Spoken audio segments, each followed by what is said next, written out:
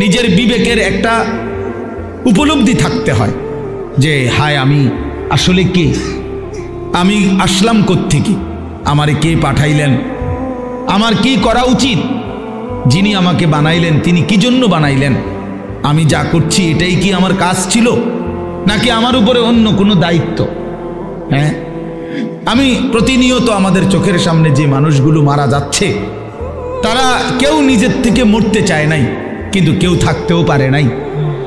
প্রতিদিন যারা চলে যায় প্রতিনিয়ত তাদেরকে কে নিয়ে যায়, কোনখানে নিয়ে যায়, তাদের শেষ অবস্থা কি হবে।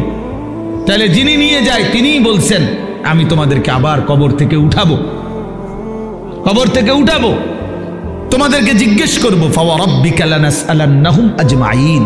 আল্লাহ বলে কসম বান্দা, আমার কসম, মানে আল্লাহ আল্লাহর কসম খাইয়া বলছে, নিজের কসম খেয়ে বলছে আল্লাহ বান্দা বিশ্বাস করো আমি কিন্তু তোমাদেরকে জিজ্ঞেস করব আম্মা কানু ইয়ামালুন, তোমাদের পুরা জিন্দেগির প্রতিটা আমল কর্ম আমি জিজ্ঞেস করব। এটা কেন করেছ, এটা কেন ছেড়েছ, লিমা ফাআলতা হাদা লিমা তারাকতা হাদা। ফজরের নামাজ 1 বছর বান্দা 365 দিনে কোনো দিন ফজরের নামাজ পড়ো নাই, আমার বান্দা কেন ছেড়ে দিলা, কেন ছেড়ে দিলা, হ্যাঁ কেন ছেড়ে দিলা, কেন করলা, এতগুলো মিথ্যা কেন বললা, এত টাকা সুদ কেন খাইলা।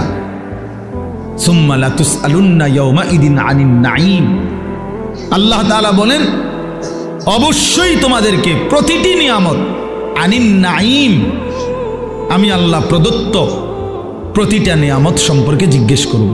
হাসি কান্না আনন্দ বেদনা, এই আসমান জমিন রোদ বৃষ্টি ক্ষেত ফুল ফল ফসল, স্ত্রী কন্যা জায়গা জমি হাত পাও দেহ অঙ্গ প্রত্যঙ্গ, এক এক লোকমা খাবার, এক এক ঢোক পানি, এমনকি প্রতিটা নিঃশ্বাস আল্লাহর কসম আল্লাহ তাআলা জিজ্ঞেস করবে বান্দা আমার এক এক নিঃশ্বাসের হিসাব দাও, এক এক ঢোক পানির হিসাব দাও।